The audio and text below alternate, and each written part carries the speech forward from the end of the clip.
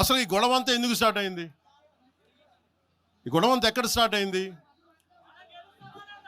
ఒక ఎనలిస్ట్, ఒక విశ్లేషించే వ్యక్తి, ఆయనంటే నాకు గౌరవం, ఆయన మీద నాకు గౌరవం ఉంది, ఆయన తీసుకుపోయి ఓ మీడియాలో మాట్లాడతా అమిత్ షా గారి గురించి మాట్లాడారు.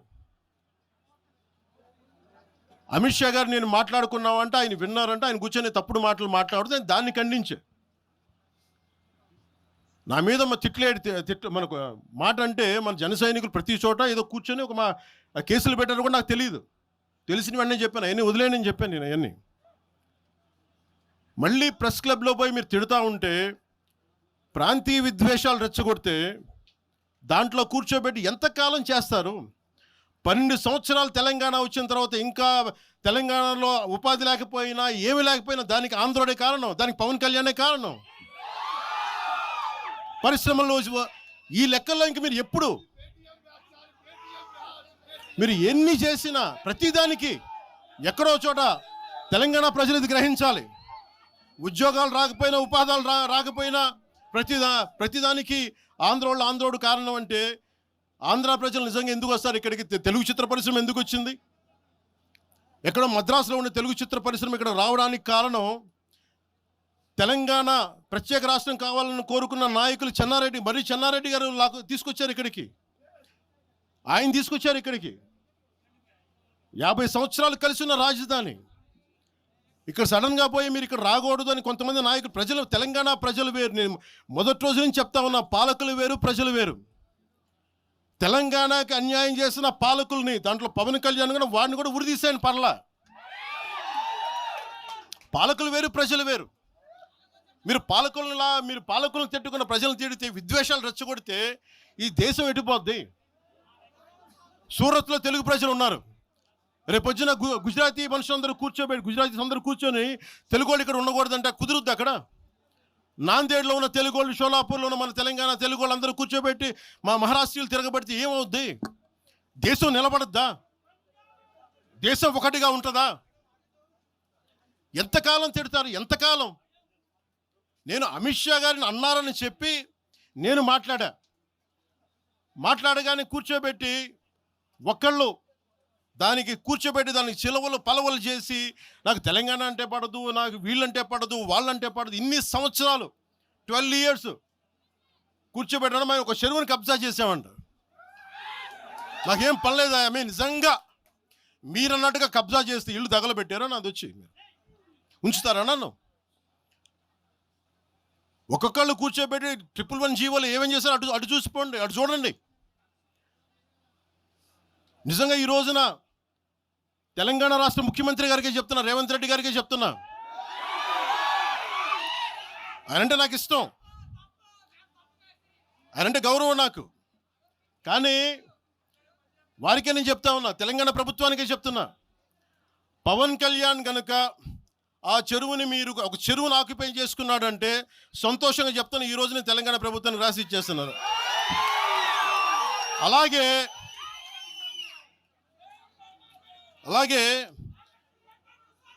లెఫ్ట్ మేము వామపక్షవాదులు అని చెప్పి ఒక ఎనలిస్ట్ మాట్లాడతా, ఇది ఎలా ఉంటుందంటే, ప్రపంచ కార్మికులారా ఏకం కండి అని చెప్పే వామపక్ష భావజాలం ఈ రోజున ప్రాంతీయతకు వచ్చింది. ఆ వామపక్ష భావజాలం చెప్పే వ్యక్తి అనలిస్ట్ ప్రకారం ప్రపంచ కార్మికులారా ఏకం కండి చెప్పే వామపక్ష భావజాలం ఈరోజు ఎక్కడికి వచ్చింది? ఆయన చెప్పిన విధానం ప్రకారం ప్రాంతీయతకు వచ్చింది. కమ్యూనిజం ఎందుకు చచ్చిపోయిందంటే ఇలాంటి వాటి వల్ల చచ్చిపోద్ది. ఈరోజు గద్దర్ గురించి మాట్లాడతారు. బండెనక బండి కట్టి 16 బండ్లు కట్టి ఏ బండిలో పోతాం నైజాం సర్కార్ ఓడా అంటే అది ఈరోజు మాకు వచ్చిన ప్రేమ కాదు. మాకు అది నా చిన్నప్పుడు చెప్పాను ఆ మాట, తర్వాత ఫస్ట్ మీటింగ్లో చెప్పా. గద్దర్ గారు బతికున్నప్పుడు మీరందరూ ఏమయ్యారా? గద్దరన్న బతికున్నప్పుడు మీరందరూ ఎక్కడున్నారు? గద్దరన్న వెన్నులో బుల్లెట్లు దిగితే గద్దరన్న నా దగ్గరికి వచ్చాడు.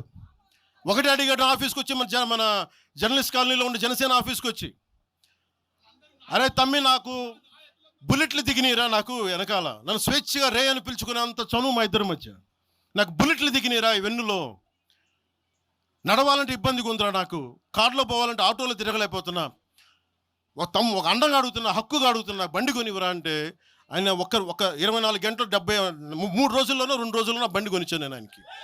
ఇప్పుడు ఎందుకు చెప్తున్నానంటే ఆ రోజు నేను చెప్పుండొచ్చు, నేను చెప్పట్లా. మీకేం తెలుసు గద్దర్ గారి గురించి? మీకేం తెలుసు? మీరేం మాట్లాడతారు గద్దర్ గారి గురించి? బతికున్నప్పుడు ఆయనకి ఏం చేశారు మీరందరూ? బతికున్నప్పుడు మీరేం చేశారు ఆయనకి? మీరు పర్మిషన్ ఇవి కూడా ఇవ్వాలా, మీరు ఒక్కళ్ళు మాట్లాడలా. ఏదైనా అవసరం వస్తే నా కాడకు వచ్చి ఆయన గద్దర్ అన్న ఏంటి ఏమనుకుంటున్నారు మీరు? నేను పాలిటిక్స్లోకి వచ్చాక తెలుసు అనుకుంటున్నారా గద్దర్ అన్న? మీరందరూ చూసిన ఖుషీ సినిమా చూసిన తర్వాత చిరంజీవి అన్న గారు ఫోన్ చేశారు నాకు, అరే గద్దర్ గారు ఫోన్ చేస్తున్నారా నీకోసం, ఒకసారి నేను కలవాలంటాను. ఆయన ఒకటే మాట అన్నారు చూసి, అరే మా పోరలు చూపించిన బాబు నీ సినిమా పాట, దాంట్లో నువ్వు తాకట్లో భారతదేశాన్ని తాకట్లో పెట్టే విజువల్ పెట్టావంట, నువ్వు మాకు అర్థమవుతుందా, మా భావాలు అర్థం చేసుకునేవాడు అని చెప్పి. తరిమేల నాగిరెడ్డి గారి తాకట్లో భారతదేశాన్ని ఆ భావన నువ్వు పెట్టావంటే మాకు అర్థమవుతుందని నేను చెప్పాను. నాకు లెఫ్ట్ వింగో రైట్ వింగో తెలియదు అన్న, నాది హ్యూమనిజం అన్న, మానవత్వం అన్న, మీరు మీకు తోసిన సంతోషం అన్న అని చెప్పి. ఆ రోజు నుంచి ఆయన చనిపోయేదాకా, ఆయన అంతిమ గడియల వరకు ఆయన హాస్పిటల్లో ఉంటే వెళ్ళి కూర్చొని, అన్న మీకు ఏం కావాలి చెప్పండి అంటే, ఏం వద్దురా తమ్మి, తెలంగాణ యువతకి కానీ ఆంధ్ర యువతకి కానీ భారతదేశంలో యువతకి భవిష్యత్తు వాళ్ళదని చెప్పు. ఆయన నాకు రాసిస్తే, ఆయన నాకు ఒక లెటర్ రాసిస్తే నేను అది కూడా బయట పెట్టలా.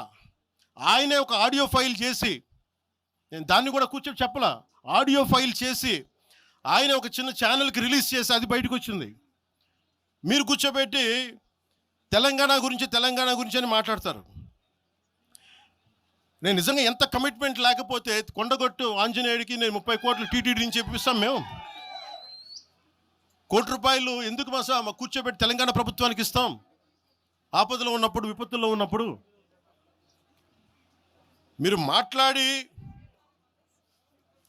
మీరు ఈరోజు మాట్లాడుతూ ఉన్నారు, బెదిరిస్తున్నారు. ఒకటే చెప్తా ఉన్నా, ఇక్కడున్న నాయకులందరూ కూడా, మా శంకర్ గౌడ్ గారి దగ్గర నుంచి ఇక్కడున్న నాయకులు పేరున సంపత్ నాయక్ కానీ, సాగర్ గారు కానీ, వీళ్ళందరూ కూడా మీరు బెదిరిస్తూ ఉంటే మేము భయపడి, సారు మీ కాల్ముక్తా సారు, మీ బాంచన్ సారు అని అంత భయాలు ఉన్నాం. మేము వాళ్ళమే కాదు.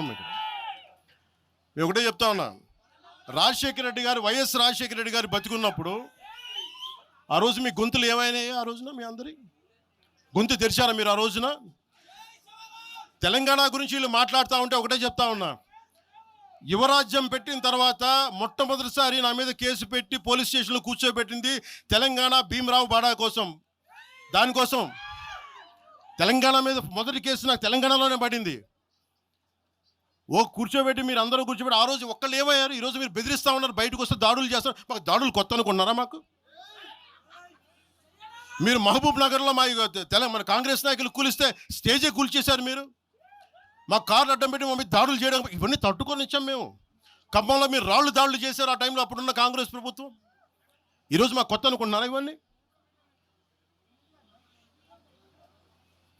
మీరు చేసే ఈ తాటాకు చప్పుళ్ళకి బెదిరేది కాదు జనసేన, గుర్తుపెట్టుకోండి.